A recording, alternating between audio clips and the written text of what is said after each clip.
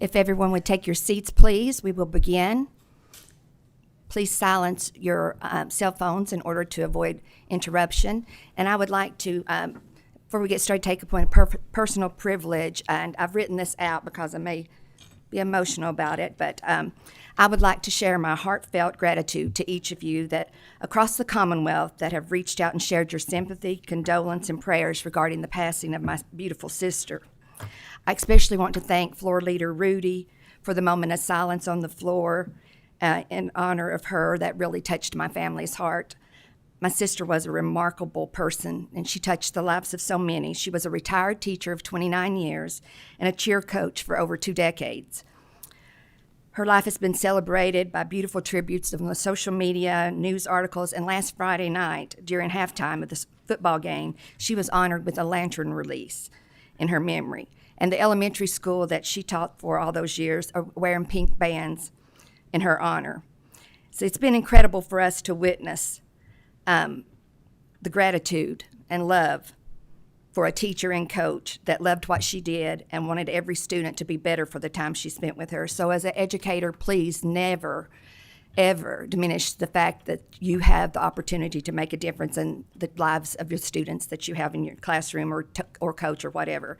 I also want to thank Co-Chair Riley and Representative Banta for filling in for me during the special session, chairing the meetings and presenting on the floor and in committee. And Rachel for all of her hard work and encouragement and keeping me informed. And all these two right here, along with Senator Wise, I would have to thank them weekly. I don't mind telling you, I've lost my emotional footing during the passage of my sister. And I will miss her and think of her every day that I'm here this side of heaven. So I just wanted to share with you all how much that my family was touched and how much we appreciate the love that we've been shown in her passage. I appreciate your indulgence and your grace, and I ask that you continue to remember me in your prayers. So with that, we will allow Mariah to please call the roll. Oh, Mariah, wait just a minute. I need to tell the people that's online what they need to do. When the roll has been called, indicate if you're from home or in the annex or here in person. When you join the meeting, your microphones will be automatically muted, so please remember to unmute your microphone before speaking. If you have any questions or comments during the meeting, please indicate those in the chat, and we'll try to get to those. So now, Mariah, please call the roll. Senator Carroll. Present remotely from my district. Senator Gibbons. Senator Harper Angel. Senator Higdon. Senator Kerr. I'm present in my district. Thank you. Senator Neal. Present in the district. Senator Meredith. Present in the room. Senator Southworth. Senator Stivers. Senator Thomas. Senator West. Senator Wilson. Present in the room. Thank you. Representative Baker. Here in person. Thank you. Representative Banta. Present in the room. Thank you. Representative Bojanowski. Present in the room. Thank you. Representative Decker. Representative Donahue. Yes, ma'am. Present. Thank you. Representative Dossett.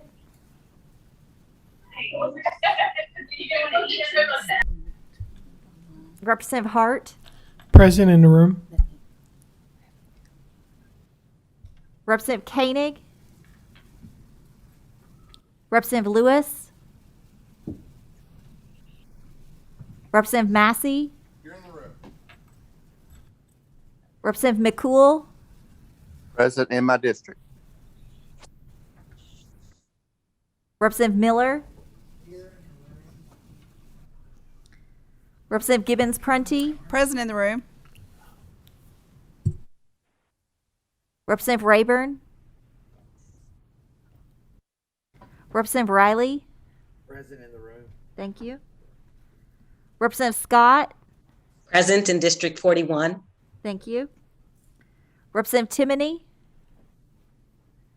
Representative Tipton? Present in the room. Thank you. Representative Weber? Present in the room. Thank you. Representative White? Present in my district. Thank you. Representative Wilner? Present remotely. Thank you. Co-Chair Wise? Present remotely from out of district. Thank you. Co-Chair Huff? Present in the room. And we want to welcome Co-Chair Senator Wise, who is joining us virtually this morning. Appreciate him joining us since he is out of his district. Does any members have any comments or anything they want to share?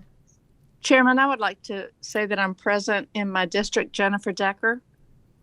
Thank you. We will note that. Thank you. Anyone else? We need to approve the minutes of the meeting August the 3rd and the meeting September the 1st. Do I have a motion? So moved. Second? Minutes are approved. We have a full agenda this morning, so we will get started. We've got a lot of data coming out in education right now regarding the academic performance of our students after the COVID experience. So, but more importantly, I think we need to discuss the mental health issue of our students. So, our first guest will be discussing student mental health. If you would please come to the table, presenters, introduce yourself for the record, and then proceed. And thank you so much for joining us today. This is a very important topic, and I look forward to you sharing.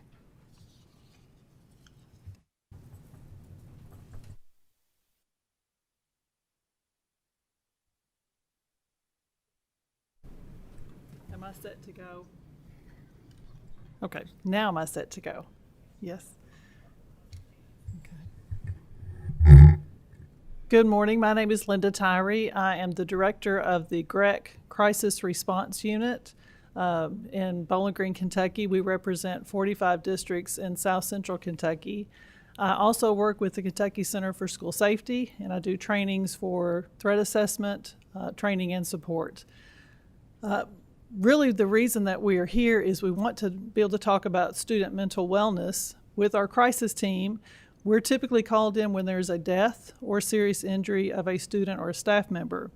However, since this pandemic started, we have been called in for things that were kind of a first for us.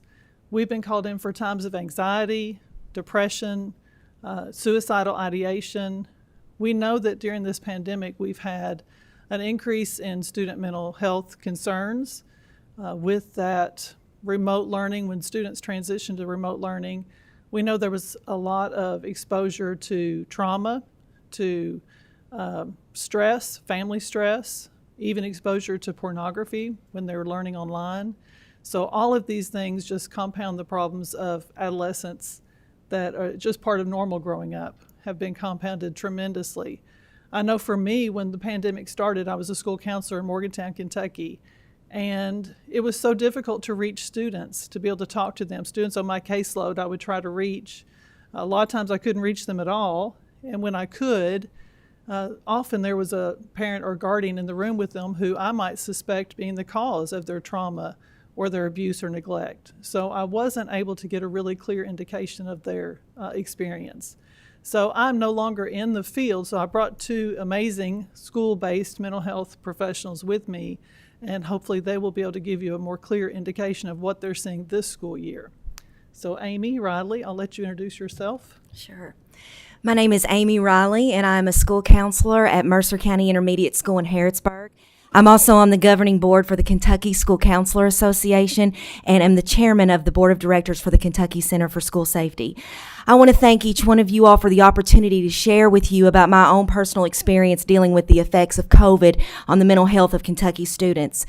I would like to begin with a startling statistic that truly encompasses the extreme mental health needs of my students since COVID began.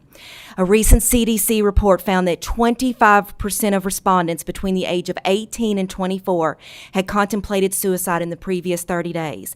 This statistic, though, does not tell the whole story. Each number, as you all know, represents a person, who, like the ones in my school, is suffering from anxiety, depression, and possible suicidal thoughts since the onset of the pandemic. Prior to the COVID pandemic, the students in my school definitely suffered from mental illness. However, the sheer frequency and intensity of those affected has increased exponentially since the pandemic. I am sad to report that, like the national statistic, the number of suicide threats in my own school has skyrocketed since COVID. There were weeks this past spring, shortly after returning from virtual learning, that we would assess 2 to 3 students a day for viable suicidal threats. Of these, many students had to be hospitalized or closely monitored. And I'd like you all to keep in mind that I do not work at a high school. I serve at an intermediate school with 8, 9, and 10-year-old children.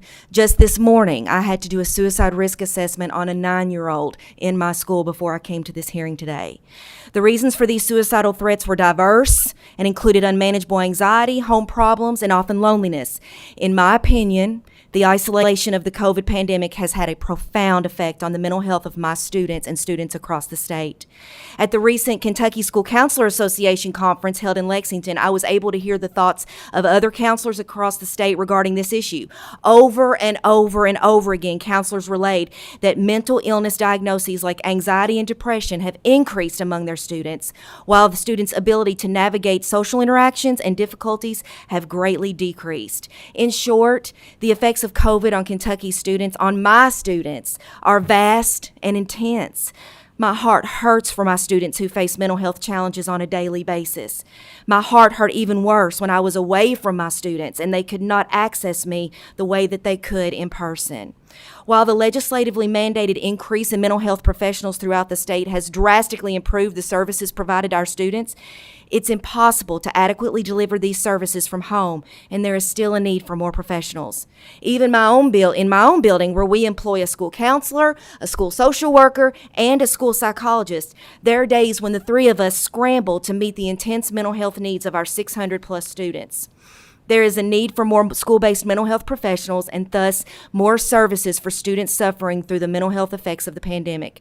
It is my earnest plea that when making crucial funding decisions, you not forget the mental health needs of Kentucky students. Any money and resources spent on mental health needs in Kentucky schools is money that will have an infinite return for the investment. Thank you so much for your time and attention to this matter today. I am thankful and blessed to be back with my students to assess their needs and provide the mental health services they need. May we all continue to put the efforts of Kentucky's most valuable citizens at the forefront of our minds and our efforts. Thank you. Hello, I'm Marcia Duncan. I'm the Transition Readiness Social Emotional Learning Specialist for LaRue County Schools. I'm also a proud native of Hodgenville, the birthplace of Abraham Lincoln. And the reason I say that is, as a citizen, I'm required to say that everywhere I go. So just so y'all know that.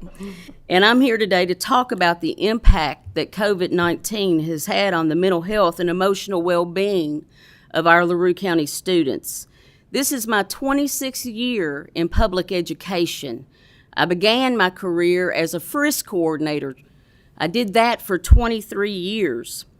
And I've been the SEL specialist for the district the past 3 years, which I guess you could say was good timing on the district's part because we had no idea that I would be so needed in a pandemic time. Mental health and emotional well-being have always been a top priority for our school. We all know that kids can't learn if their emotional needs are not being met. And I've seen firsthand how very difficult it's been to address the mental health issues of students during the COVID-19 pandemic. As Amy alluded to, remote learning, it was impossible to meet those needs. And even on a hybrid model, it was extremely difficult. The needs are many, but the resources are few. Our LaRue County students are struggling with depression, anxiety, and suicidal thoughts now more than ever. During the last 2 years, I've done risk assessments on students as young as 3rd grade, a first for me in all my years in education. Our small rural community has very limited access to mental health professionals and agencies. Because of that, school-based mental health is vital. Unfortunately, there's a lack of mental health professionals as well as funding sources to have enough therapists to cover the ever-increasing caseload of the referrals we make on a daily basis, kids that need more than what we can provide at school.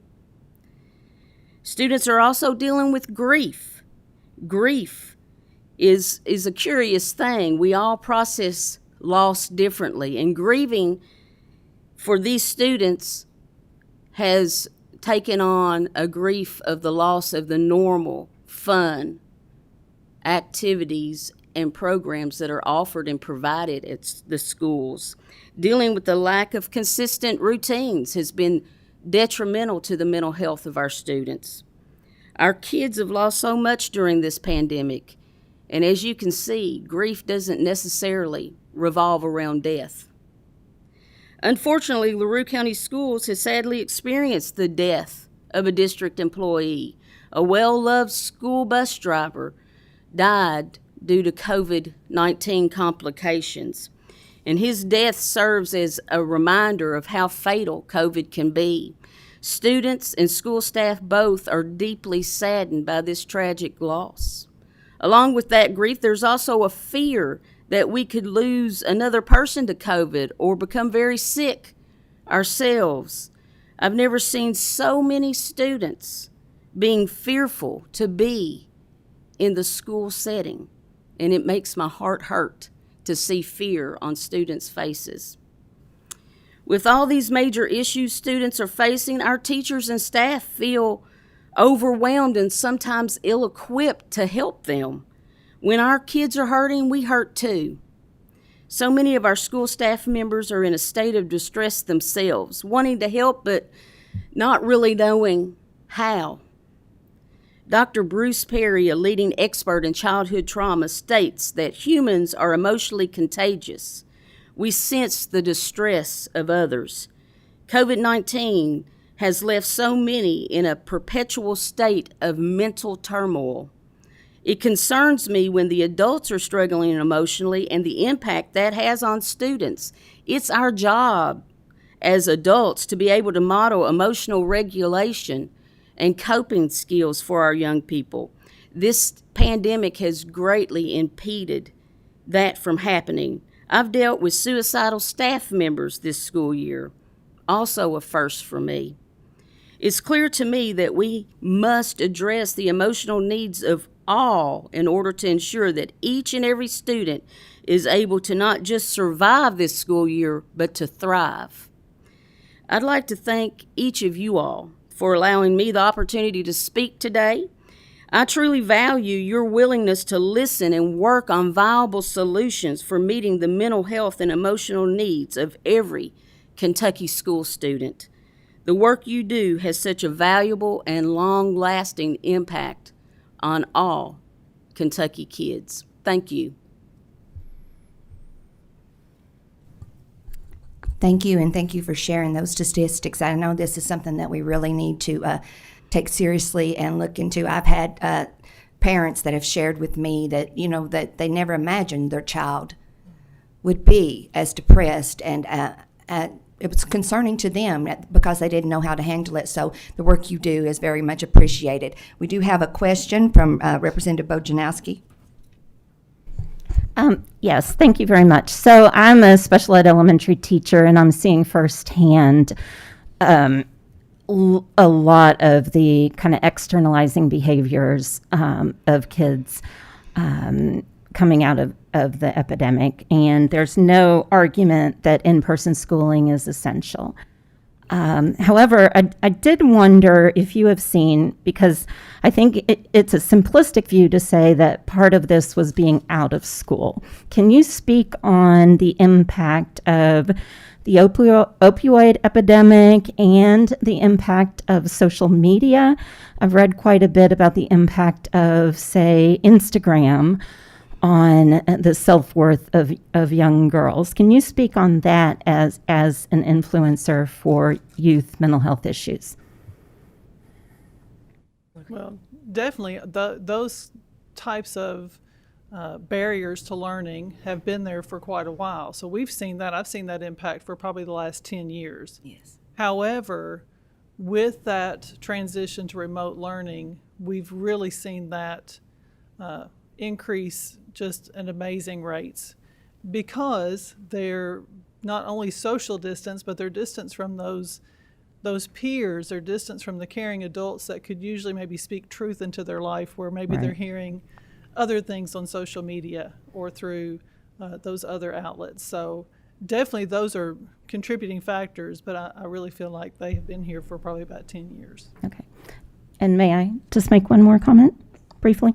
Okay, so we do have one mental health counselor in our building, and she's only there part-time. So any additional funding that can support more mental health counselors being available for children, I would strongly support. Thank you. Thank you. Thank you.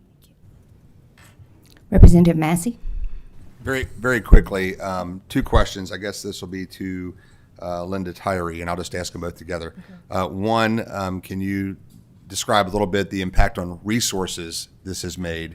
And two, is there actual data yet that shows the uptick in all of the referrals or cases that are being called out for usage, I guess, of the resources that we have?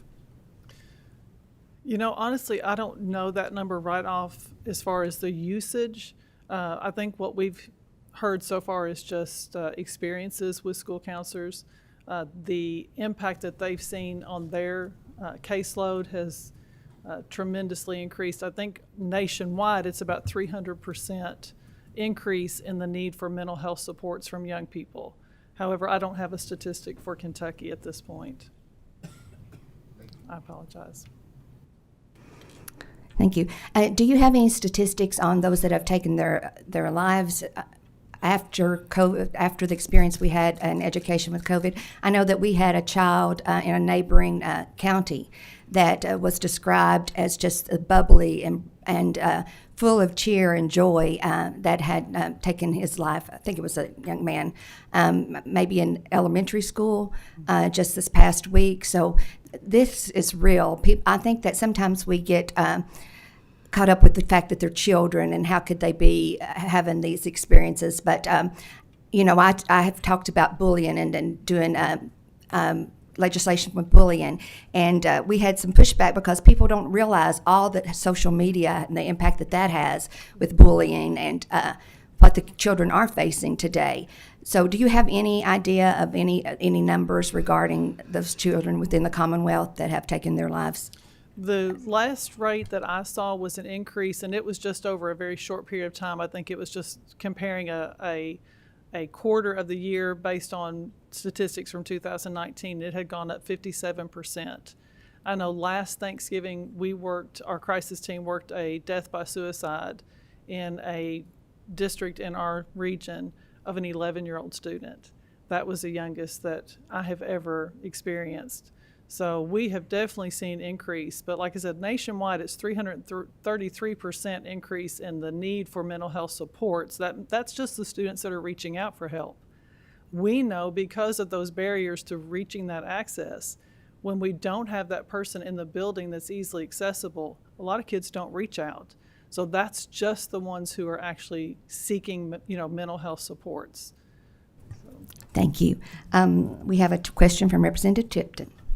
Thank you, Madam Chair. And I just want to thank all three of you for being here today and sharing about your experiences. And more importantly, I want to thank you for your dedication and your passion for the students who you serve. This is a big problem nationwide.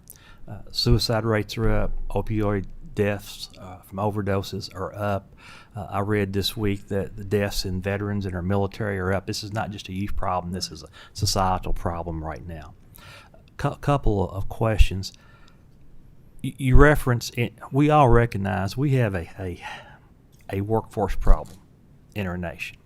And I am confident there's a tremendous need for more mental health professionals. Do you have any idea about how great that need is, and any thoughts about what we can do to encourage people to? And I know it's a tough industry, a tough business to be in, but are there any things going on to help encourage people to get into this profession, to serve these students? I will speak from my small rural community, and we do have a very limited amount of mental health agencies in our county. And we just recently, we contract out with outside agencies to come and provide school-based mental health therapists. We had one that hired a new therapist. Our school year started August 4th, so that was her first day. She has already turned in her resignation. It's too much, she said. She has taken a position with hospice. She's going to be a therapist with them. And it took them 2 years to fill that position. And when I asked the director, they said it's because there are not enough people going into the mental health field. We don't have a large pool that we can choose from. And a lot of people are burnt out. The pandemic has caused them they're dealing with issues that it seems nonstop. They're on call 24/7. I know that when we were on virtual learning, I would receive notifications. And here's the thing, students communicate. They're not going to come to someone we're finding in the building. We talk about finding a trusting, caring adult to go to when you're having suicidal thoughts. They don't do that. They'll email their friend, and we have a filter system that catches those emails, and they go to me. This past week, I had 5 students that expressed their desire to commit suicide, and we reached out to them, and 3 of those 5 are in a crisis unit, and the other 2 should be, but the crisis units are full.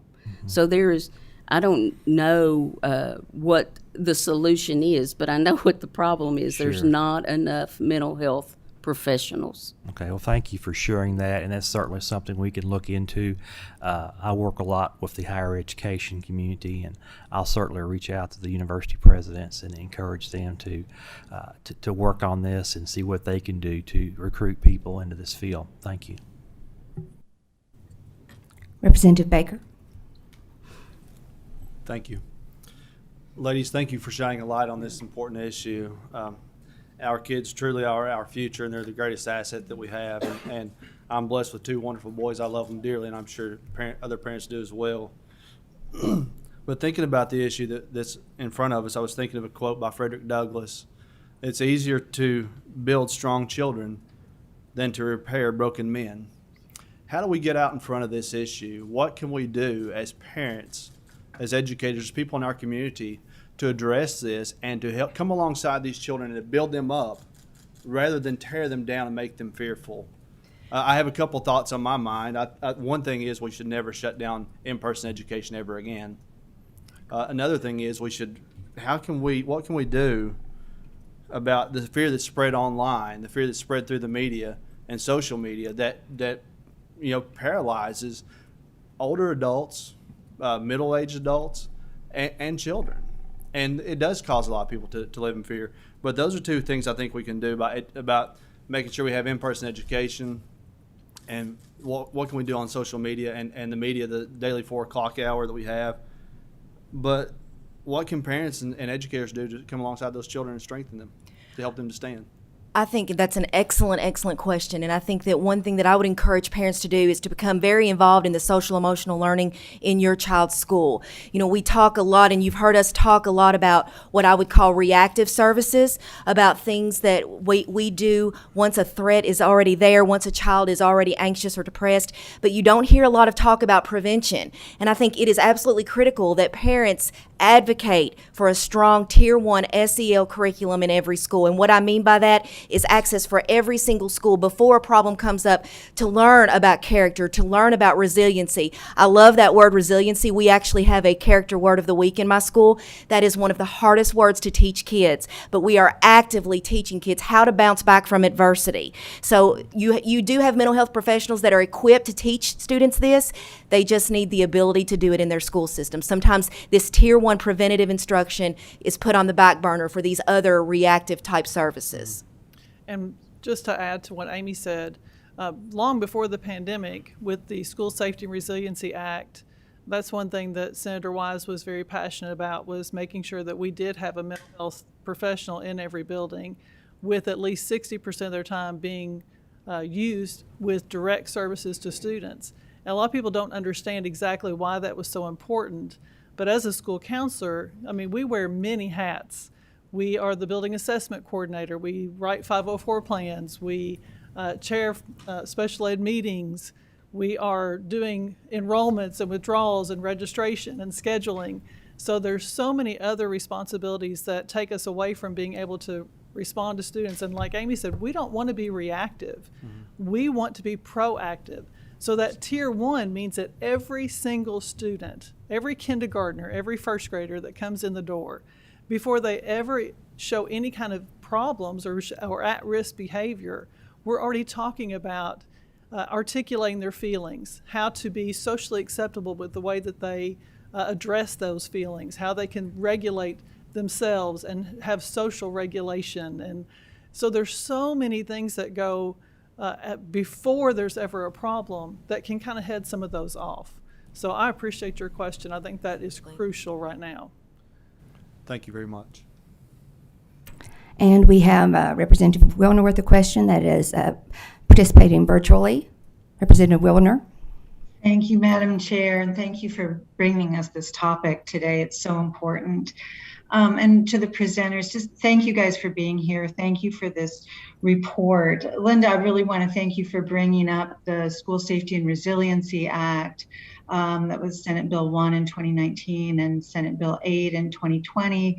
And one of the provisions of that act, and Amy, you're bringing up the Tier 1, it's so important, right, that this is in place for every student.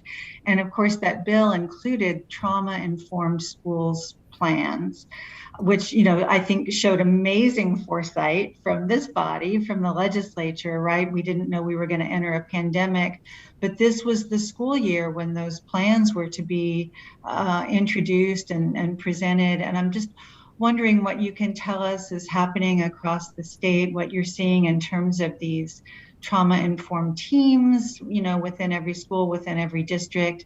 And so the burden isn't just on the counselors and the social workers and the school psychologists, but, you know, that there's those teams putting in place the resources for everyone to have a better idea of how the prevention works.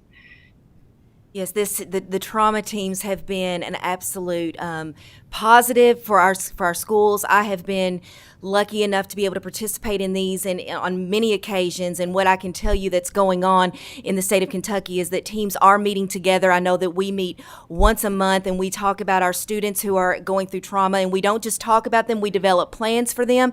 And you know, it's interesting that you make the connection between what we're going through now and trauma-informed practices, because we are finding that students who are going through the COVID pandemic do have a lot of the symptoms of those students who are affected by trauma. It has been a trauma that they've gone through. So yes, I am so thankful for the foresight of this body who was able to see that this was going to be a need. And I can tell you that the trauma teams are alive, they are active, and they are working to make sure that every student's needs are met. That's wonderful to hear. Thank you. And I hope that, Madam Chair, maybe we could come back to this topic and get more information specifically on these trauma-informed teams in the future. But thank you all for your work. Thank you. Senator Gibbons.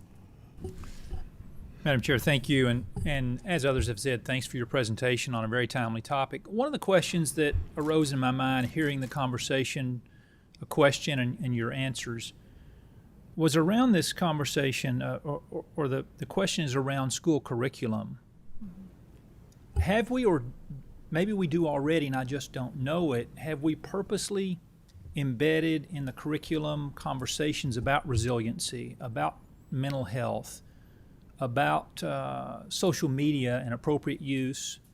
Are those things that are going on in the school curriculum now or not, or do you know? We do have school counselor standards that have been already adopted. However, we do not yet have social emotional learning curriculum, but that is in a draft stage right now. Do you know if they're? I don't know. I don't know the timeline of that, but I do know there is a draft being worked on right now to have that social emotional learning curriculum. So obviously, one of the biggest challenges we face is limited time in the school day for these students to be in the classroom. And we want to get everything we can into that time, but I could certainly see either in a social studies class setting or a physical education class setting, or maybe some other, that curriculum around these topics would be very appropriate to teach. And I would be curious to see if maybe there's, if you feel like we need to do something in the standard space to make certain that, be it in a science class or in the appropriate category, we can get credit for the teaching of this to these students, especially as timely as it is, certainly let us know. There are a lot of excellent curriculums available that the Kentucky School Counseling Association have not really presented to the state, but have definitely given some options to school counselors. Some of them are like the ones you mentioned, where they're embedded in the curriculum, and we have the regular classroom teacher embed those into their curriculum. Some are standalone programs where it might just be the first 10, 15 minutes of the day. From in my experience in an elementary school, it was much better to have a standalone curriculum that just to start the day, kind of get that, you think about when you walk in the door of a school. I loved having that very first encounter with students when they came in, just using a child's name when they walk in the door. I mean, we think about that, that's something we might think is common sense. That increases their ability to learn during the day. I mean, you automatically release endorphins when your name is used. So when we can be at the door, be accessible to students and just greet them, that's what was so hard during that online learning, that virtual platform, just not being able to set eyes on our students to know if they're, seeing signs of self-harm, or are they gaining weight, are they losing weight? Do we see some changes in their behavior? Most of the things that we're looking for is change from the baseline. Well, we didn't get a chance to really establish a baseline. So that was very difficult. So really having that initial time in the morning to greet them, to talk about how are things going on, give them a chance to maybe express whatever's on their mind, maybe just a discussion starter for the day. I had some teachers that implemented that at the very beginning of the school year, and some teachers, I don't have time to give 10 minutes to that. But if you talk to those teachers who did that, the rest of their day was so much more productive. They were able to meet the curriculum needs that they had because they had students in the mindset to learn. Right. So both are very valuable, but having a separate time for social emotional learning as well as embedding it into the curriculum are both very beneficial. Good. Any comments on Yes, that? I just would say that this is a challenge right now. School counselors and other mental health professionals have to be very creative about when they can get that any curriculum in, because they are competing with reading and math and other core subjects. So I don't know if a legislative mandate is something that we need to look at, but I can tell you that it is critical, and I think that it is very much needed. There are some schools that are doing this, like she said, every single day, have a time that's devoted. Some don't. Our school district, LaRue County, we do have a specific time. It's across the board, preschool through 12th grade. They have specific time each day for SEL lessons. We also have administered just a couple of weeks ago an SEL assessment for every student, so we have that baseline, and that will be administered 2 other times this school year. And we are hoping to very optimistic that we will see an increase in social emotional regulation with every student. And so only time will tell, but we're excited to be able to do that assessment and have those lessons on a daily basis. And I will tell you something else that I think would be very beneficial is currently youth mental health first aid is for middle and high school age teachers, and our teaching staff had that training this summer. We had experienced last year, the beginning of last school year, a death by suicide of an 8th grader. And especially our middle school staff really struggled with, did I have the necessary tools in my toolbox? Could I have prevented that death? And so we provided that, and the feedback we got that every teacher in the Commonwealth should have this training. It's that vital. And I would, if there's a way that could be free for every school district, every eligible teacher to have that training, I would request that today. So, Madam Chair, could I follow up briefly? Yes. Thank you. So speak to that for just a moment, because that, I presume, was part of the professional development. Yes. That training was part of the PD, and that PD was selected by your school district. Correct. So it's available to every district that chooses to exercise that opportunity, I would hope. Yeah, there's some cost. Sometimes I think it's free. There's actually Linda can speak to that now. There's actually a CDC grant that makes it available for free to districts. Right, I know it was last year. It has been extended through this year. I'm not sure exactly how long that will last, but in the Grec region, we've had several districts take advantage of that grant. Good. If you've ever experienced a student death by suicide, you're going to request every time that there's PD that helps you have the necessary skills to help young people. And that is the best that I have seen. I am trained in that as well and utilize it on a daily basis. Great. Thank you. Thank you, Madam Chair. Thank you. A couple of years ago, I passed legislation that teachers be required to have 1 hour of professional development regarding suicide. I wanted 3 hours, but I had some pushback. But to me, professional development should be purposeful. And this was something that I thought was truly purposeful. And there was a lot of online, lots of parents that had experienced suicide of their children have devoted their time to create curriculums. And so I looked and researched that there was a lot of those online that were available as well. Yeah. But I think this is something that is required. And like you said, teachers need to feel confident enough to have the training to speak out, because it is a taboo subject. Mm-hmm. So I wanted them to feel confident about their observations and what they were seeing in order to bring that to a parent's attention. So we may need to look at more and make sure, follow up and make sure that all of this is being within the professional development of our schools, because it is vital, I think. We do have a couple of more questions, and then we'll end this. Time's running short. We have a question from Representative Banta. Yes, I was just going to say, I did, when I was subbing, do the hour for the suicide prevention training, and I found it very useful. And I know that the school district I sub for, Kenton County Schools, they do SEL. And actually, when I was subbing, I thought it was a blast. I mean, because you got to talk to the kids and they got to do feelings. So I was wondering, and I hope Eric Kennedy's watching this, I bet he could get us numbers of districts that are doing that, Senator Givens, so that we could find out maybe, out of 171, how many are doing some sort of SEL with their kids in the county.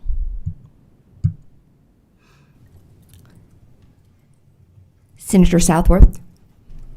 Thank you. So my home county is also LaRue County, and so thank you so much for coming. And I have a question for you.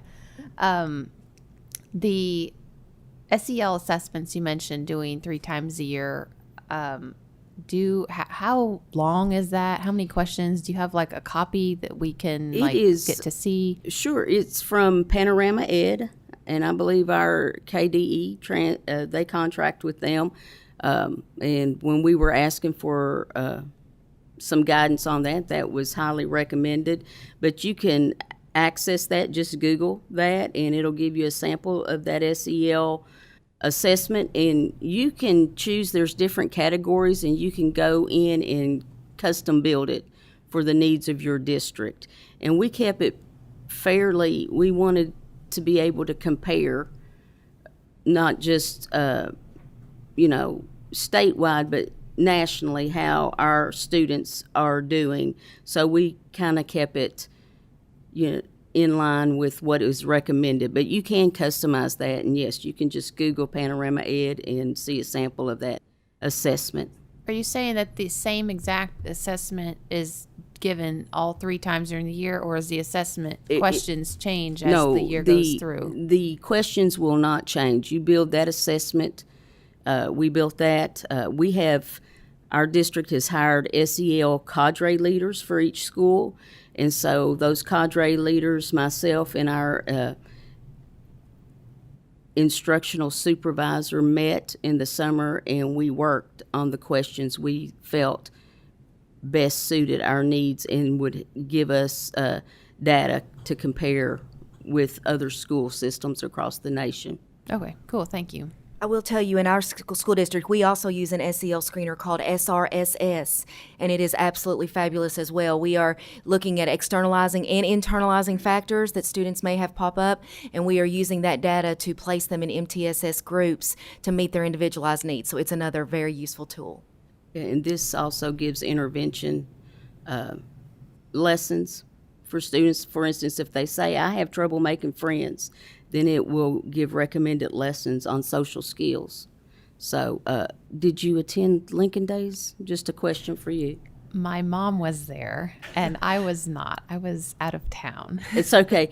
I was not out of town, but I was out of town. Oh, my. Okay. I will say that many of those screeners, those what we call universal screeners, because we give them to every single student, whether they're showing any kind of risk behavior or not, those are impossible to do during remote learning. So there was none, as far as I know, done across the state last year. A lot of those, like the SRSS, is perception data. So you're asking teachers to give their perceptions on what they see in their students. So without those eyes on students, that's impossible to do. Thank you so much for joining us today and for your presentation and your passion regarding this topic.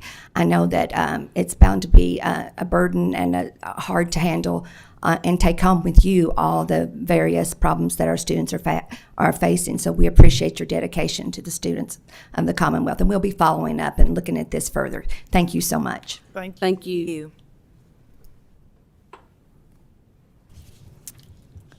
Our next presentation will be on Leadership Institute for School Principals. If that group would make their way to the table and introduce yourself for the record, and then proceed. Thank you, Madam Chair.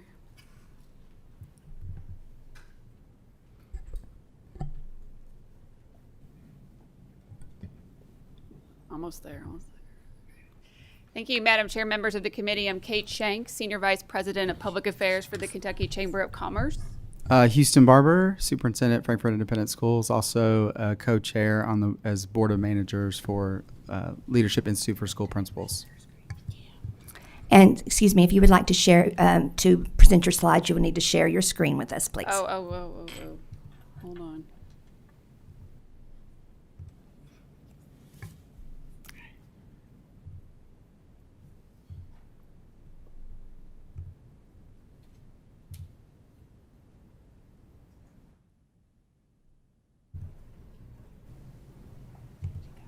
There you go. Great. Thank you. Thank you, Madam Chair, members of the committee. We're happy to be here today to talk about a program that is very important for the business community, the Leadership Institute for School Principals. And I'm going to switch gears a little bit today. I'm usually sitting in this chair talking about legislation or policy or some new report that we have issued and talking through recommendations. But today I'm going to talk about a program that is part of the Kentucky Chamber Foundation, which is the 501c3 kind of charitable arm of the Kentucky Chamber. And you might be familiar with some of the programs that we run, the Talent Pipeline Management Program out of our Workforce Center, Bus to Business, the programs that we provide businesses that want to hire people who are in recovery from substance use disorders or who are formerly incarcerated. All that exists under our foundation. And what's really neat about the Kentucky Chamber is that we can marry our policy work with our programmatic foundation work. And this is a great example of how we do that. So the Leadership Institute for School Principals is essentially about making principals the CEOs of their school. It is a training program, and it's a 3-day program in Greensboro, North Carolina at the Truist Leadership Institute.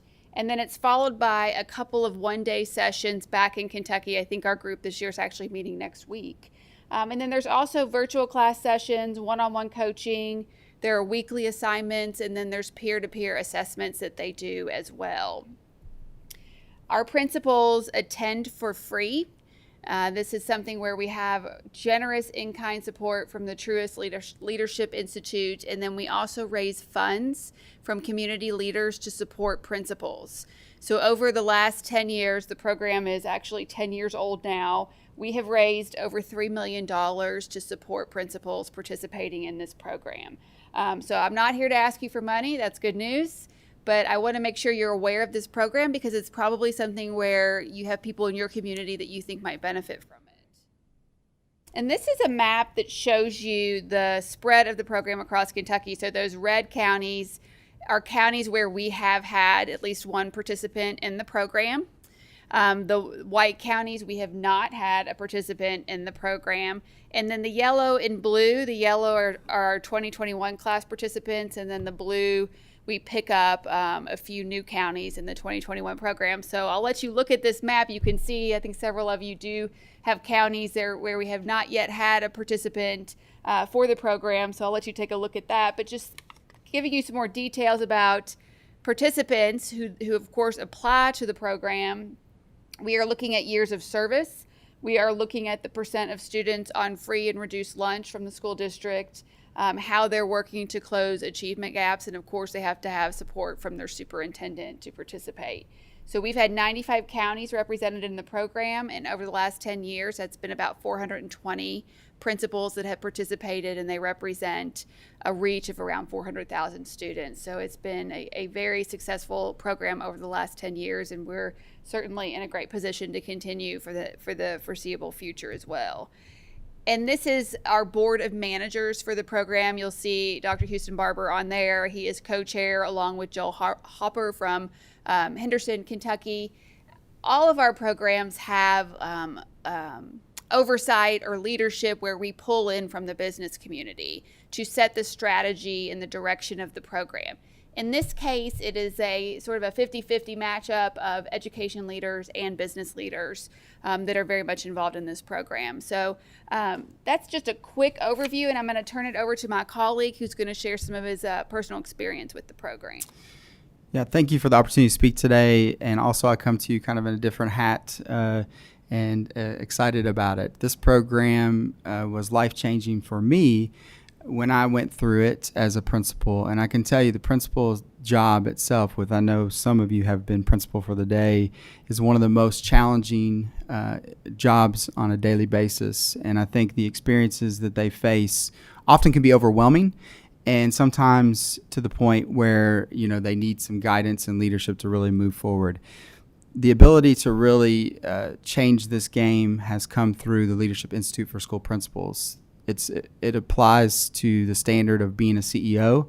It allows for principals to understand not only their dynamics as an educational leader, but as a community leader, as a moral and ethical leader, and also one that can impact the entire community. We've had over 424 principals go through this program and have made a great impact on the Commonwealth, over 400,000 students, if not more. And I can tell you that having gone through this program and now helping to co-lead it, the businesses and community businesses get involved because they want to see the workforce also change. We just had a huge investment with everything that you're doing as a legislative body, and kudos to you guys on the forward investment. The reason I'm bringing that up is who is going to fill those jobs? Is it going to be out-of-state kids or kids that are coming through our programs? We recognize the demand for that, and we encourage you to understand that some of our principals have to be engaged with that aspect of the job so they can encourage their teachers and pathway developers to be involved with that, because we want to fill those jobs and we want our kids to be actively participating and growing in that opportunity. The other part of this is just that we wanted to make you aware not all counties are represented, and we really do want every county represented in the Commonwealth. And so we would encourage you as legislators to speak with your local superintendents and your fellow friends and principals to get them engaged. And we want them to be involved to make an impact on our Commonwealth and our kids. So appreciate the opportunity to come together today. And really, this is more about awareness than anything. And to get you guys engaged and understanding that we can really make a difference together in this program. The executive coaching was the most interesting part. I always bring this up because I've never had an executive coach. And then when I went through this program, it really was successful for me because I had someone to lean on and understand when we're making some tough decisions. And at the time, I was in JCPS, which is a very large system, loved it. But there were some pretty difficult decisions that had to be made. And so that was very helpful to me. And so I appreciate the opportunity to speak today, and I'll turn it back over to my colleague.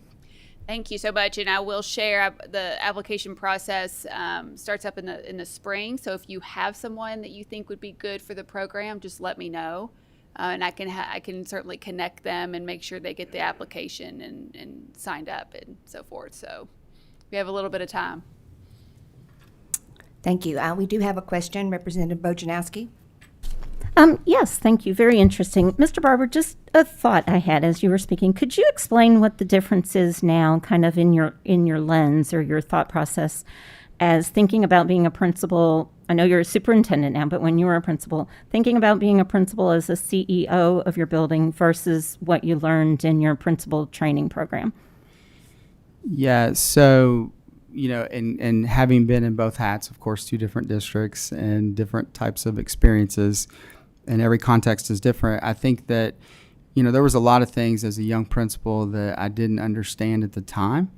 And even going through my training at the local, when I went through some great institutions that I went to, there was just some dynamics of the job that I wasn't able to understand until I was in it.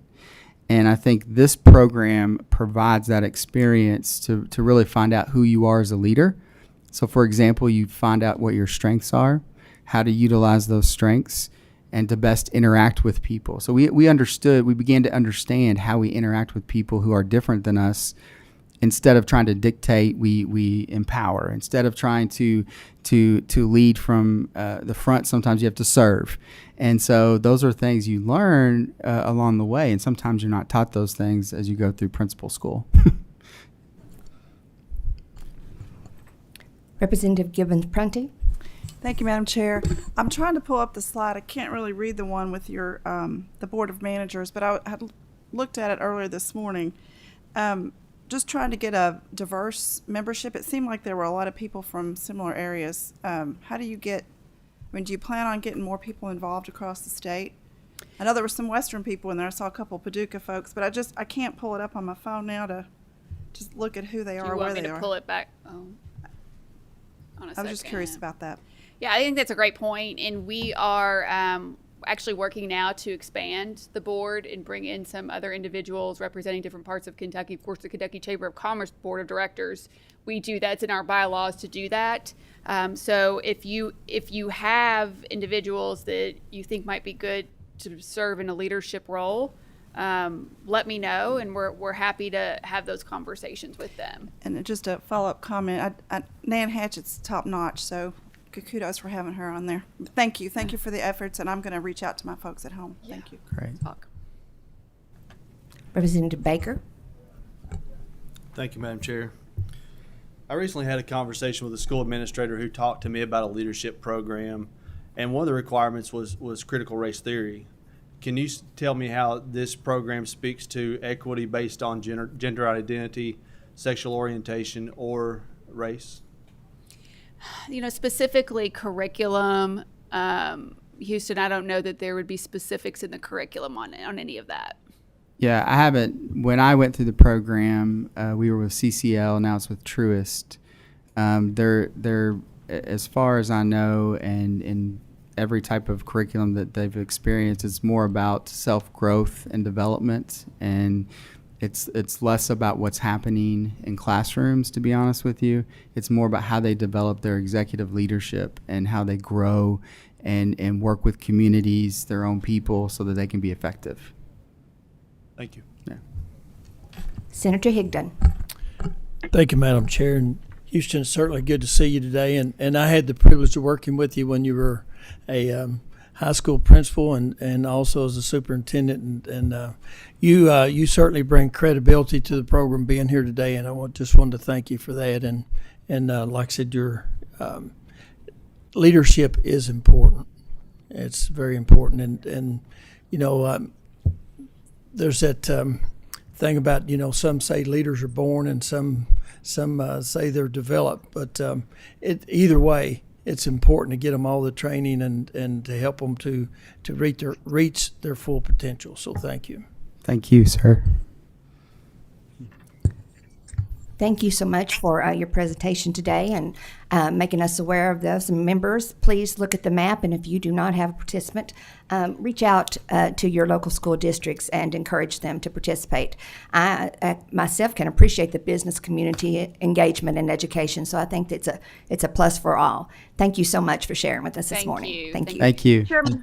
Chairman Huff, could I ask a question? I'm sorry. I didn't seem to get it in on time. Yes, go ahead. Thank you. I do have a follow-up question to one that was just asked about the CRT being taught, and I understand your point about it developing you personally, etc. Is there a way that we could get a copy of the curriculum that is taught at this leadership training? I don't have a problem with it as long as. Yeah, I think we're happy to follow up with you, Representative, and I can perhaps meet with you in Frankfurt or in your district, and we can have further discussions. Happy to do that. Sure. Yeah, I'd be just really interested to see the exact curriculum being taught. Thank you. Thanks. Thank you. Our last presentation today will be creating a foundation of youth, of change, youth entrepreneurship. If you will make your way to the table, please, and introduce yourself for the record and proceed.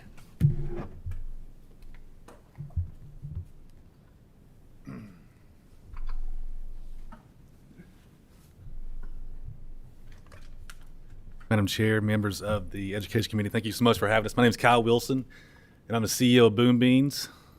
My name is Nick Such. I'm a co-founder of Awesome Inc. So we need to...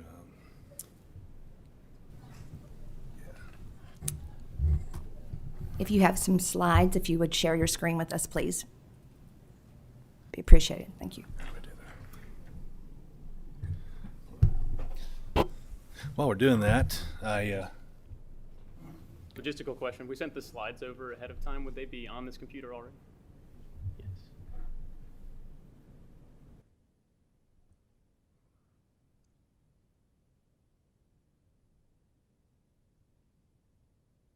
Might be on the desktop there.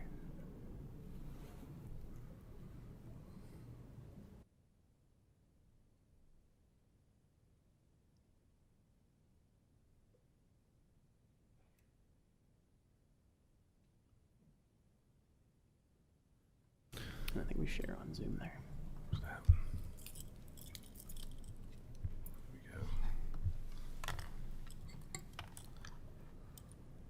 there we go.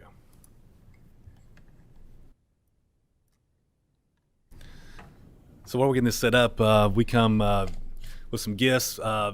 Boom Beans, our student-led enterprise coffee company. We brought some bags to share with everybody. So just to talk about where we're at, where we're going with all this.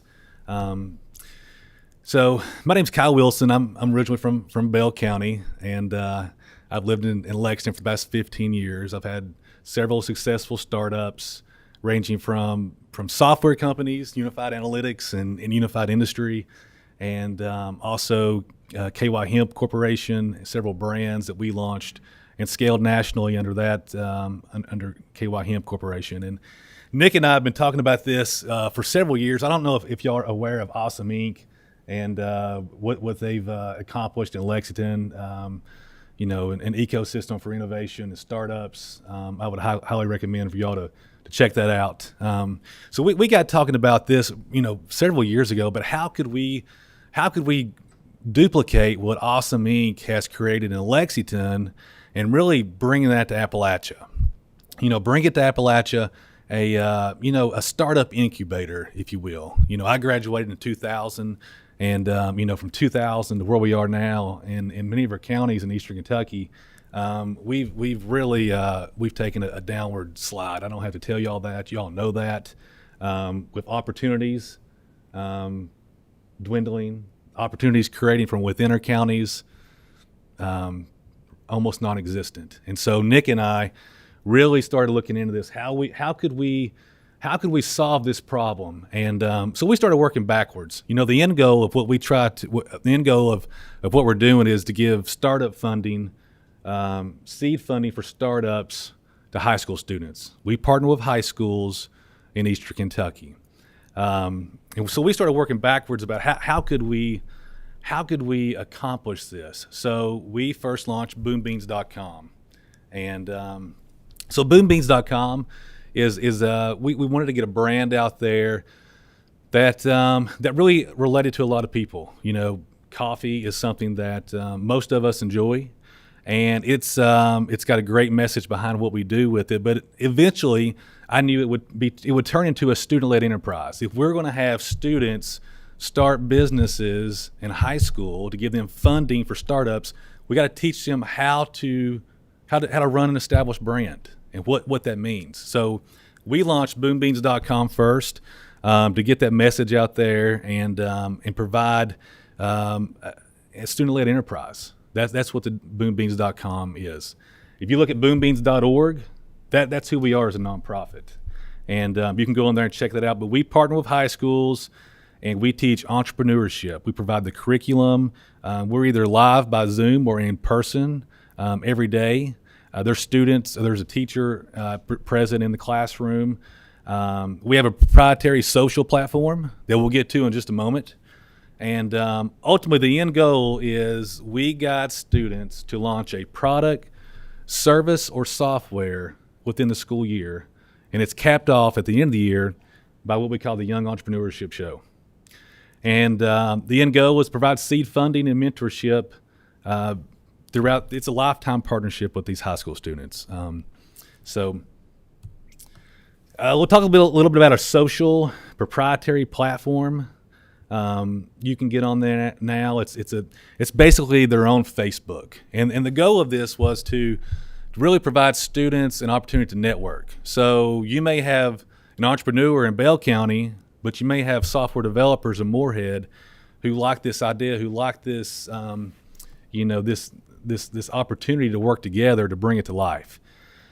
And so our social platform, it allows students to chat, network, talk. There's a timeline they can post on there. They can talk, communicate, and it plays a bigger role in the fact of, bringing, when students go to college and they graduate and, not everyone wants to be a founder and a CEO, but looking long term down the road, we want to be able to give an opportunity to students who graduate college with whatever their expertise is to connect back with founders in Appalachia and to really get these startups off the ground and going. Behind the scenes right now, our investment platform is being built out. We have a partnership with Appalachian Investors Alliance, who has funds ready, sitting there to invest in Appalachia, and we're just building a bridge. That's all we're doing with the investment platform. It'll look a little bit similar to WeFunder, a little LinkedIn tied into it. Like I mentioned, tying graduating college students back to opportunities in Eastern Kentucky. So it's a unique platform. It's a platform that we build out internally. It's proprietary to us.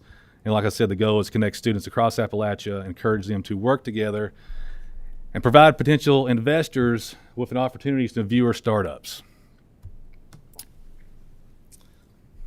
So here's the microphone. Here's where Awesome Inc. comes in. So since 2009, we've been working with Kentucky entrepreneurs to start and grow their businesses. And through that entrepreneur community is where Kyle and I met. And I'm really excited about what he's bringing to high school students in Eastern Kentucky. Technology is a great enabler, helping businesses in Kentucky connect with their customers around the world. And that's why we're partnering with Boom Beans to bring technology training to these entrepreneurial students. You know, one of the things I want to add to this, you know, when I go to meet with like superintendents and community leaders, I say, well, how many people inside your county can code? You know, how many do we have in here that know software development, that has that expertise in our counties? And I can tell you, most of the time it's 0 to less than 3. I mean, it's not a lot. And we have a window of opportunity connecting to the remote virtual world where anyone can work basically anywhere. This is about creating an ecosystem, really, you know, in Appalachia for innovation and technology. So let's get into, this is actually a real story we're going to talk about. This is, we did a pilot program last year, 2019, 2020 with Bell County, and we had a student who come forward with an idea. And you know, the funny thing is, I've found out that this is present in every high school, because we don't have a way to, you know, they got ideas. You know, I've got a great idea, but what's next? Where do I go with this idea? There's nothing there to. There's no guidance, you know, to bring it to life. And so she had a great idea. You know, she wanted to connect the county with all their different needs, you know, from elder care, child care, health care, food delivery, an app that would connect all their needs in the county. And great idea. We've got the, you know, we built that business plan out last year in the pilot program, and it was a fantastic idea. But this is ultimately where she was. You know, she was stuck. She had this idea, you know, from the very beginning of the pilot program. But you know, this is a great example of where we are in high school throughout Kentucky. And I've got a good idea. What's next? How do I build the technology, and how do I get it started? You know, who can guide me on my journey? And she's got a Python book there. That's not about snakes. It's actually a coding language. But this is where we're at. This is a very real. Our high schools throughout Kentucky, and so that's what we're here to talk about. We are the guides. We are the experts. We've assisted many established brands to scale, created innovative tech platforms, started new brands, established national distribution, and built trust every step of the way. And, you know, from Awesome Inc., you know, since 2009, I taught over 2,000 youth and adults to code. And like I said earlier, if you're not familiar with Awesome Inc. or what they've done or what they're doing in Lexington, I'd highly encourage you to come take a visit and see the culture epicenter that has been created for entrepreneurship and technology. So we give them a plan, and this goes back to my consulting company, thebrandpilot.com. We established this coffee company to show them how to create revenue, you know, because you know, if we're giving seed money to high school students for startups, we got to show them how to create revenue. So that's what we do with boombeans.com. There's a research phase to it, and there's an action phase. The research phase is, you know, who is their client? What do they look like? What are they thinking? What are their expectations? What are their fears, their pains, the desires? There's a lot of research that goes into that the students go through. And they start looking into the competitive analysis. You know, what other coffee companies are out there? What makes us different? What's our value proposition? All these things, they're thinking about things that they never thought about before. And then we actually provide them marketing money that we start creating copyright and sales funnels and lead generation and targeting, start pulling customers in and generating revenue on the student-led enterprise. They start working B2B accounts, so they'll start getting into a CRM, working accounts, and really, like I said, doing everything they would do from the student-led enterprise that they would do if they were to launch a product themselves. And so with that, we, you know, I said we provide the curriculum. We have a methodology of how students start with 5 different business ideas. They take inventory of the county they're in, the assets that are there, the opportunities that exist, what could they offer different? And they start looking at different counties around the country. What are these other counties doing that we're not? Why are they successful? And so they really start diving into it, and they create 5 different business ideas. It zeroes down to 1. From that 1, we start building the pitch deck out, the business plan, the executive summary, the industry, competitive analysis, the marketing operations, and they start forming a tax ID. They get their incorporating documents. We open bank accounts, operating agreements. Like this is a real deal. We're doing it all. We're showing these students how to create an opportunity from within. And so this is, we look at like success and failure. This is what success looks like. These are some of the key points we're looking to accomplish, and that is stop brain drain. I don't know if y'all are familiar with brain drain is, but our brightest and our boldest are leaving, and they're not coming back. There's not an opportunity for them to come back. So we're going to do that by creating opportunities from within. That's what we do. A large percentage of what we're a nonprofit, so a large percentage of what we have from operating budget goes to seed funding, and it's all about changing the mindset. And together we're looking to build a better future for counties in Appalachia.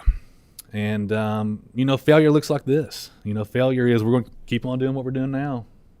2000 to 2021. It's I know from where I grew up and where it is now, it's not the same, and it's not the same in many counties in Eastern Kentucky. So poverty continually goes up, government help continues to rise, drug issues continue to rise. It's basically in a death spiral, is where we're at. And so this talks a little bit about the traction that we've got. We did a pilot program. I always, if anything that I launch, I like to take a crawl, walk, run, and we're crawling right now. We're getting ready to start walking, and that's what we're here today to talk about, what that would look like. So the daily classes, it's year round. We provide the curriculum. There's a cost per school, and there's a cost per school for the entrepreneurship, and there's a cost per year for software development per student. Over 55% of what comes in on the entrepreneurship side goes back out for seed funding. We're working out some partnerships with colleges. Met with Eastern last week, meeting with Moorhead Thursday. So we're going to be able to get some time from colleges, instructors to lead the curriculum side. There's an operations side that we have at Boom Beans, because once these startups receive funding, we wrap an operations team around them to get revenue coming in, and that connects them to our investment platform, which only makes it less risky to invest at that point. So how do we work? First we meet with superintendents, we meet with community leaders, champions, principals. Ultimately, it's a school board vote. But we identify the teacher we'll be working with inside the school, and that's very important because there is a teacher present in the school, and like I said, we're either live in the class or by Zoom every day. We build a personal relationship with every student that's in our classrooms. How we're funded, like I said, it is a yearly cost per school. There's grants that we're working with, and partnerships that we'll be announcing. SOAR is a big is someone that Kobe and I have worked really close on this, and I've spoke to ARC about this, and so we're working on some grants. We're here to talk about what it would look like from a state perspective, as if we all, if this is a big win, what would it look like from a state level, if the state was involved in this also. And the coffee sales, all the coffee sales come back to providing seed funding. Business and individual donations also that we've had communication with those folks also from providing. So here's where we are. This is the ask. This is where we're here today. We will have probably 15 schools that we're going to onboard for the 2022-2023 school year. That will start in January as we start onboarding these students. We're going to start down in the middle school level. We feel like the middle school level is where we got to start identifying kids who could potentially be an entrepreneur or who could potentially be a software developer, and start tracking these kids and really guiding them up to. There's part of the curriculum that that is set in place. There's classes that they've got to take in order for they get to our class. So it's really a junior senior level class. Is the way we've been communicating back and forth from the principal. And so these are the counties that we haven't done a lot pushing on this. And I can tell you from this point, after this meeting, we're going to start going regionally to different counties and talking to different counties about this opportunity. But we wanted to get here first to talk to you all. And so once we have a Source Summit next week, and after that, we're taking the same deck that we're talking about today, and we're going to go regional and really start getting interest from a lot of counties, superintendents, principals. So that's where we're going, to sort of give you all like a timeline of how we're going to progress from this point. And I'm going to turn it over to Nick and I've talked enough. I'm going to hand it over to Nick and let him talk about Awesome Inc. So Awesome Inc. has gotten to be the technology training partner for the Governor's School for Entrepreneurs for several years. And that's a wonderful summer program. With Boom Beans, we're excited to be able to bring our business-focused coding curriculum to students throughout the school year. And go next slide. So our goal is to help students write better stories for their lives. So these are a few of the students we've gotten to work with in the past in our classes. John here latched on to coding so much, he actually went back to his school and started his own coding club, teaching other students. They even built an app that helps teachers and assign advisors throughout the school. So pretty cool to see those skills in use. Daniela saw it as inspiration to continue learning computer science, so she went off to college and did that and actually interned with Microsoft last summer. But really with Boom Beans, the type of story we're trying to help students in Appalachia to write is like Riley. So Riley took his coding skills and saw an opportunity. So he connected with some other students and started a consulting business and a social network for graphic designers. And they have clients all around the world. And that's the type of story we want to help students write. I think there's a little bit of a misconception that kids today already know everything about technology. And being able to turn on an iPad is not coding. It's the modern day equivalent of turning on the television. So the people we want to empower for the future are creators, and that's what our goal is for students. Is entrepreneurship is a very creative activity, and building technology to support that is part of that creative process. So what we do is we teach the skills to build and run a technology-enabled business from right here in Kentucky. That's a really important piece that we're able to provide an opportunity for students to build their own future here. And thanks to broadband investments and a pandemic that taught all of us how to use Zoom and to shop online, kids don't need to leave Kentucky to create great jobs here.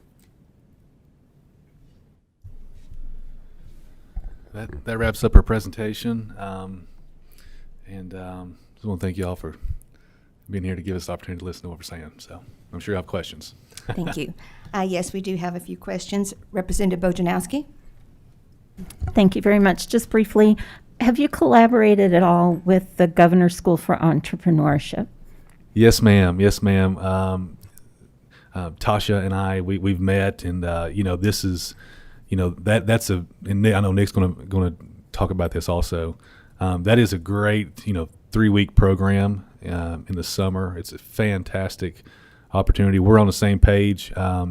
This really feeds into that. This is a year-round, almost like a farm system, if you will, where it's we're in these counties and we're talking about this from a very early age to students, and so this ties in with them perfectly. So, Nick, you want to say something.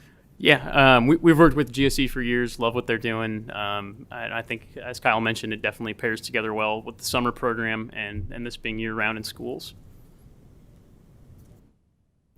Thank you.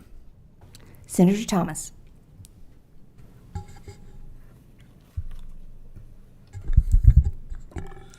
Thank you, Madam Chair. And Nick, obviously, I know where Awesome Inc. is. Yes, sir. Right downtown. Great to see you. This is an exceptional program. And I have two colleagues who talk about coding all the time. One is President of the Day and Senator Givens. The other is Senator Westerfield. Obviously, Awesome Inc. is doing very well. Kyle, I appreciate your promoting Eastern Kentucky because it's often it's the stepchild of Kentucky. That's how I think Eastern Kentucky is a stepchild because it gets talked about but nothing gets done about it. So you're here today talking to us as legislators, as policymakers, but what do you want us to do? How can we be partners in your effort? Yeah, thank you, Senator Thomas. So I think it, really providing, so there is a cost per school, and like I said, over 55% goes back to seed funding for the students. So really, I've got a document, I think I got in the y'all's brochure. I don't know if it's in there or not, but it really lays out what it would cost to fund every county in Eastern Kentucky. There's 54 counties that the ARC recognizes. Are you talking about coding? Costs to do coding? Well, it would be coding and entrepreneurship. So it really ties together because from the social platform we have, where they can all network and communicate together. You got to have someone. It's not 100% different individuals, but a lot of times you've got your visionary individual who's got the big idea, but they necessarily can't really bring it to life, and that's where the software development side comes in to really build that technology out. So they both feed each other really well. I don't know. Does that answer your question? Well, here's the bottom line. I like to get that. Okay. That brochure or that proposal. I like to get that. Yes, sir. So if you can get that in my hands, Nick or Kyle, ASAP, I'd appreciate that. Yes, sir. Senator Southworth. Thank you.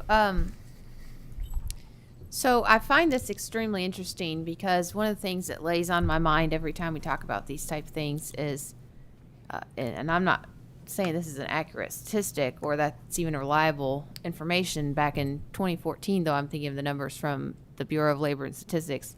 It said only a third of jobs would require a college degree in the next 10 years, and we're in that window still. And then we've got CPE over here saying they have a goal of getting 60% of students to get a college degree by 2030. And so I really appreciate the goal here because we're talking about getting kids on a pathway for their individual success, not some kind of blanket, make sure they've done their college or whatever. And one of the things I had, because that's the path I took. I wasn't planning to go to college. I did end up in college, but I wasn't planning to go to college. And in high school, I mean, that's the way I grew up. You figure out, how am I going to go from A to B? And I have to get money to do that. So how do I get money, right? And you just go through all those layers. And so I really love your slide number 9 here, the example you were giving, trying to build out what this looks like and go through all those stages. One of the things I noticed, though, and I worked for the Lieutenant Governor and the Entrepreneurship Challenge, when we were we were at the regional levels, and then we had the state competition, right? So the regional levels, the type of ideas, the development of the ideas and so forth is all so different. So when we're talking about Eastern Kentucky in particular, thing I noticed, we had students and their brand new Shark Tank idea, never seen before, was to have a cafe that has Wi-Fi. And so I'm like, okay, and I 1,000% appreciate the diversity of every county in Kentucky. So essentially, so-and-so from so-and-so county doesn't have Panera yet, but they're not getting Panera. So they're going to start their own Panera, as what I'm reading this to be, right? Mm-hmm. And so I can appreciate that. But I'm wondering, does your program have a component when you're going into these schools? Because we're talking about, building new apps that have never, been done before or whatever. Does your training have kind of the component of how to make a path forward for you? It doesn't have to be a new development, but how do you be successful in moving from your life out of high school, not needing, college debt? Because frankly, if a third of jobs need college degrees, and 2/3 of people that want to get a college degree, you're going to have another third of people out there with student debt, which means no buffer zone on being able to be flexible with their income and no seed capital for funding their projects. So I just want you to speak a little bit on getting kids, maybe not necessarily even with a new idea, but the entrepreneurship as their method of employment as well. And so thank you so much. A great question. The first thing they do is they got to validate there's an actual audience, there's an actual market for what they're bringing up. And so, these students, they have a lot of great ideas. And when we start, going through that process of elimination, first thing they got to do is there a market for what I want to do? I think it's a good idea, but they got to prove that it is a market. And so we do have a lot of students talking about the cafe part. And I'm glad you brought that up. And so, one of the things that they're really going to tie into that is e-gaming along with their cafe. So yeah, I think it's so that they're building it out. So we've made them really, dive into this a little bit. So, but no, they got to validate that there is a market, and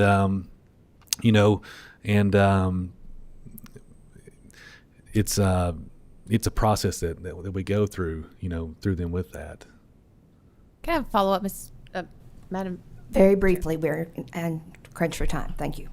I just want to get a little clarity on the schools, because on this chart, and I appreciate Senator Thomas asking about the totals, because this chart here mentioned like 8 schools, which I suppose there's only one school in each of these counties, and I don't know how many schools each of these counties has. In some cases, there might be one, in others there might be more. But how do we, can you just give like a logistics look at what this looks like when you go into a school? What does that mean? How many students can you reach? How do you do that? Yeah, so primarily right now we've been talking to the county schools, and what we do is we're offering the entrepreneurship for the high school, but also the ATC. So with the ATC, there's students who are learning a trade, whatever it may be, they're learning there. We want to teach them also how to start an opportunity for themselves. And the independent schools within the counties filter through that ATC. So that's how we've addressed it right now. We're not going to tell anyone no. Obviously, we're not going to tell any student or any kid no that that this program cannot go to your school. But that's where we are at right now, and we have not spoken to every school district. These are just the school districts. The counties you see up there: Rowling, Fleming, Elliott. Mr. Richard White, he's been a big advocate. We've had a great relationship and spoken. So he brought me up there, and I spoke to all the superintendents in one room, and that's where we want to go from here. We're really going to get down these regional conversations. We'll probably go up and in Boyd and Greenup, and then we'll come down to I've already had a talk with like Lawrence. We're going to get in Pike and Floyd and really start working our way around. So. Did I answer your question? Thank you. That's great. Okay. Thank you. And Senator Thomas, I think the information that you were requesting was provided in your email in the packet for today's meeting. I believe it's in there. Thank you. We have 3 more questions really quickly. We've got to clear this room. Senator Givens. Madam Chair, I'll be brief and appreciate the presentation. If you'd back up to the slide, I had a picture of the community and the word failure there at the start. And while you're backing up to that, I want to address a concern that Senator Southworth raised just a moment ago. Really important point of clarification. I'm glad you asked the question regarding the CPE goal of 60 by 30. That's not a 60 with college degree. That's 60 with post-secondary credential. And it's really important that all members of the body understand that that's the goal. The 60 by 30 goal means a lineman certificate after graduation, a coding certificate, a welding certificate, a post-secondary credential like that would move us to the national average has such an impact on creating these opportunities, these jobs, and success for the future. So it's important that we speak clearly to that 60 by 30 goal. Now, on the failure question, I'm going to drive to a point that I'm interested in because this is one that we don't talk a lot about in our culture. I'm going to call what you've got up there the capital F failure. But one of the things I've experienced, and Senator Thomas gave me a little bit too much credit, I do enjoy coding, but one of the things I've learned through coding, Senator Thomas and others, I fail more often than I succeed. And that's a lowercase f failure. How do you teach failure to these young students without normalizing it and embracing it, but saying this is part of the entrepreneurial spirit, is you fail as much or more often actually than you succeed? Great question. And, we lead out of the year letting them know that, that you're going to fail. We tell them up front, you're going to fail.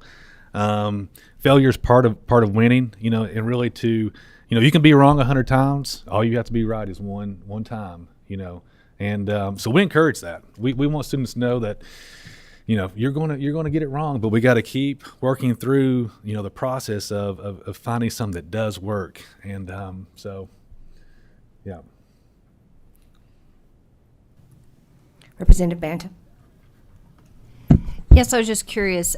So 55% you mentioned goes to the schools. Does that go to a teacher stipend who's running this in their building? No, ma'am, that goes to seed funding. Okay, so let me paint a big picture here. Once all 54 counties in Appalachia are on the entrepreneurship platform, we're going to be able to give over $1 million in seed funding every year. So that means 41 startups will receive $25,000 seed funding to get up and get going. And what will happen at that point, that's from the instructional side. So they will present to the Boom Beans board to get funding. And once each one of those 41 startups receive funding every year they'll receive 41 startups will receive $25,000. That's $55,000 of the total budget. So if you say 54 counties, we've got, they're paying the $30,000 per school year. Okay, we're going to be able to provide over 40 startups seed funding, and that's where the operation teams at Boom Beans comes in, and we wrap around those startups and we help them get revenue coming in, and we position them for our investment platform where we connect them with organizations like Appalachian Investors Alliance, I think I mentioned earlier, who we have a partner with, who can building that bridge to outside investment to come in to get their startup really pour gas on the accelerator. Does that make sense? I'm coming around. Thanks. If you got any questions, I'll leave my email or my card. Senator Meredith. Thank you, Madam Chair. And I was struck by Senator Thomas's statement that Appalachia, Eastern Kentucky is considered the stepchild. Quite truthfully, there's us west of I-65 think we're the stepchild. So I guess we'll have to debate that one. But he also made the comment that we've done nothing, when in fact we've invested about $15 billion since 1965 in Eastern Kentucky, and obviously we haven't moved the needle a whole lot, and we all want that dynamic to change. But I assume you all made this spreadsheet that we have, or this handout about the cost of the Ford battery plant. Found that interesting, in that $285 million to get a $6 billion investment. That's pretty good return on our dollars, and they don't get that unless they actually create those jobs. So it's a forgivable loan. And I'm not really big on spending our Commonwealth's dollars unless there's a return on investment. And you can identify that as a businessman, I'm sure. And I'm concerned why I think this is a good program. Is this a program of the month? Or is this just another effort to try to move the needle in Appalachia? We're not going to be successful. So I wonder if you'd be interested, instead of having a $400,000 give, that you do this as a forgivable loan based on the number of job creations in Eastern Kentucky that actually comes out of this. Well, two things, Senator Meredith. Nick, do you want to say anything about that? About the, you want to address the... Sure, yeah, no, I think it's a really interesting way to look at programs like this. So we've actually done this with our adult coding classes. We run a funding source called an income share agreement. And basically what that says, if we don't get a student a job coming out of our program, making enough money, then they don't pay tuition. And I think something very similar, forgivable loan, makes a lot of sense. It aligns incentives. It incentivizes us to make sure that the program is effective and these students really are succeeding. So I like that idea a lot.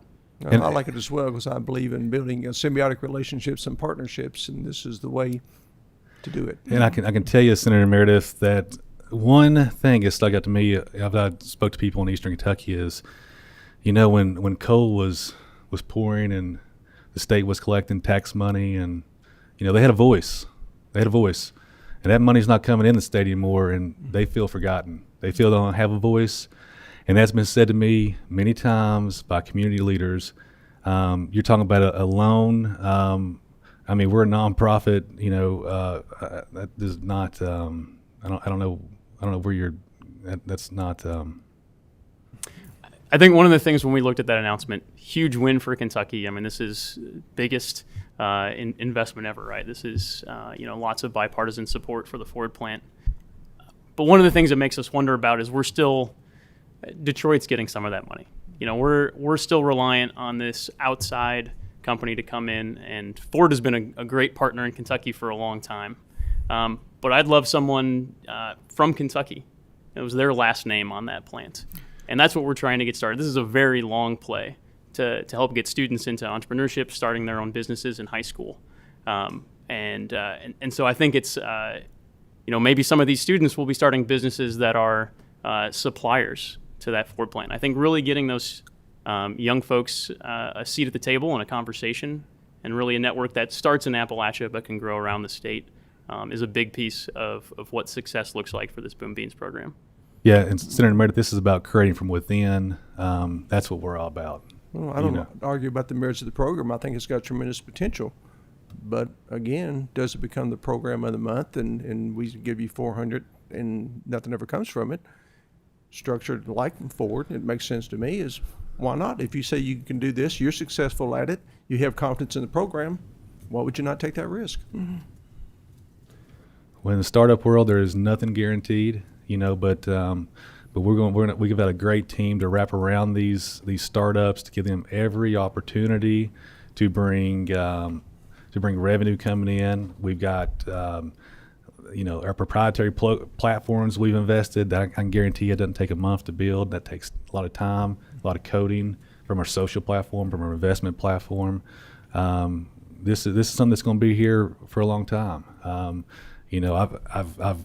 I'm 100% dedicated to this, and so we're going to see this through, and it's going to impact Eastern Kentucky in a way that. Well, I understand the obstacles, I understand the challenges ahead of us, but if you've sit down on any of these committee meetings this summer, the ask from groups has been tremendous, and there's not enough money to take care of everybody's needs, and we got to be very judicious in how we handle this. And I don't think it's an unreasonable request on my part that if you're confident in what you're doing, then step up to the table as well and make a forgivable loan. I can support that. Thank you, Madam Chair. Thank you. Thank you for sharing with us this morning, and we appreciate your presentation and providing opportunities for students in Eastern Kentucky. Our next joint Interim Education Committee meeting will be November the 15th at 11 a.m. Does any members have any questions or concerns? Seeing none, do I have a motion for adjournment?